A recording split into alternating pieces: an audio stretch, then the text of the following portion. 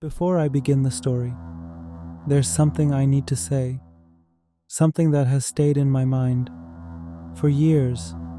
Sometimes in the forest, there are signs that warn you, and if you ignore them, you're not just being careless, you're giving someone permission to find you. I learned that too late, far too late, and this entire story exists because of one question. Why did those footprints appear directly behind mine without me hearing a single sound?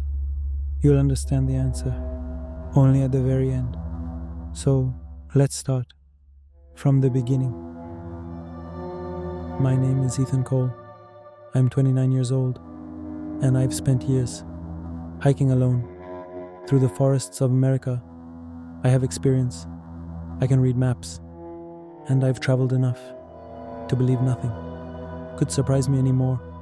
But I was wrong. My story is about my last solo trip, a trip that, if I had been even a little less careful, I might not be alive today to tell you about. That morning, the weather was foggy, one of those fogs that swallow footsteps and wrap the forest in a pale white wall. You know, when the forest is covered in fog, there's one thing you can never tell, whether you're truly alone or not. As usual, I left the main trail and entered a part of the woods I had never seen on any map. Everything felt normal until I noticed something. A footprint, not a bear's, not a deer's, a human footprint, but the size, it was wrong, almost twice the size of mine. And the stranger part, it was fresh, as if someone had passed through just 20 or 30 seconds earlier. I told myself, probably just a hunter. But there was a problem. The footprints didn't follow any logical walking path, no straight line, no return direction. It looked like someone was wandering aimlessly, zigzagging between trees. Curiosity got the better of me. I stepped closer, leaned down to inspect one of the prints, and right at that moment, a sound echoed through the fog. Tick, tick, tick. Not footsteps, not an animal. It sounded like wood knocking on wood, like someone signaling a message to someone else. Right there, in the heart of the fog, I realized I wasn't alone. If the story has been interesting so far, please like the video, because from here on, things get truly terrifying. I didn't follow the footprints. A professional hiker would never do that. But after about 200 meters, I saw something that forced me to keep going. A trap right in the middle of the path, an old metal bear trap, the kind that snaps bone like paper. But this trap wasn't open. It wasn't closed either. It was clean, too clean, as if someone had wiped it down just minutes earlier. That meant someone had been here very recently, maybe still here. I felt eyes on me, a silent stare from behind the trees. The feeling was sharp, cold, like a needle pressing into the back of my neck. Then, that sound again. Tick, tick, tick, tick, yokomomats, faster this time, more urgent, like someone had noticed. I saw the trap.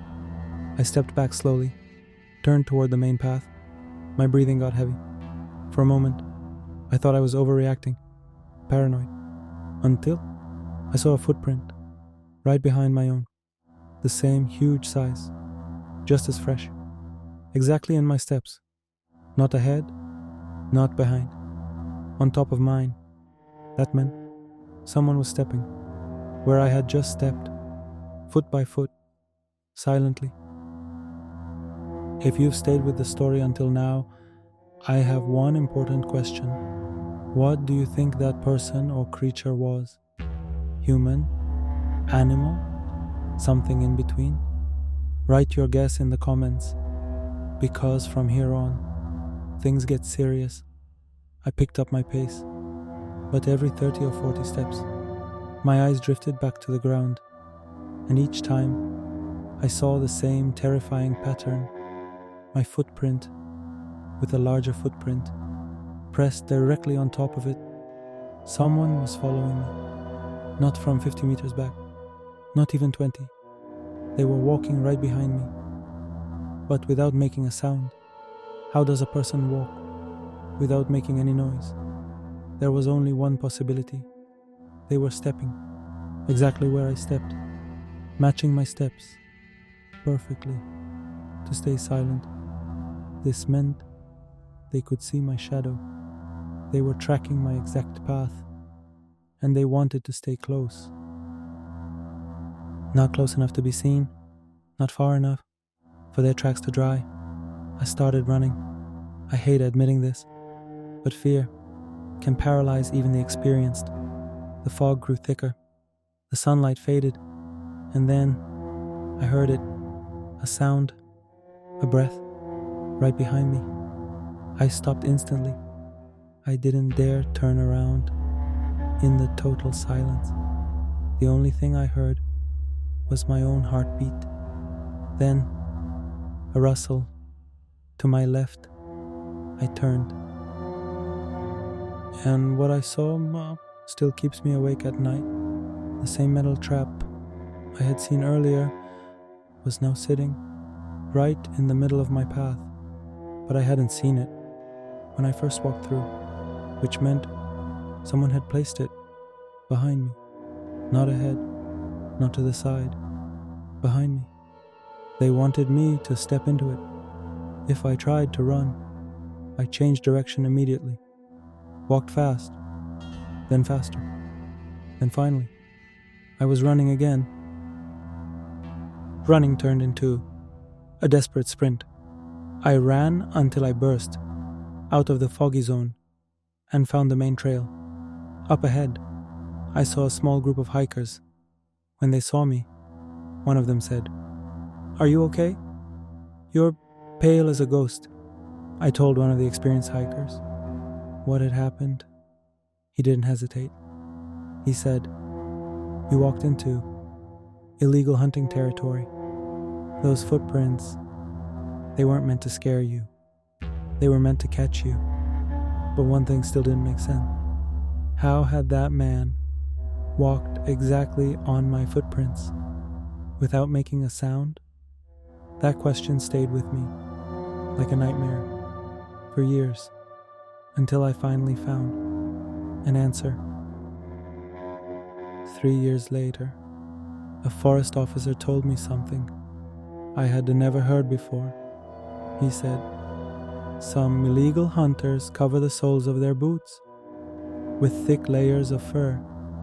It absorbs sound completely and lets them step exactly where you stepped without you ever hearing them." Which means that day in the forest, I wasn't alone. Right behind me, no more than a few steps, a man was standing, a man with silent boots, a man who wasn't following, but hunting. And if I had realized the trap behind me just a moment later, this video wouldn't exist today.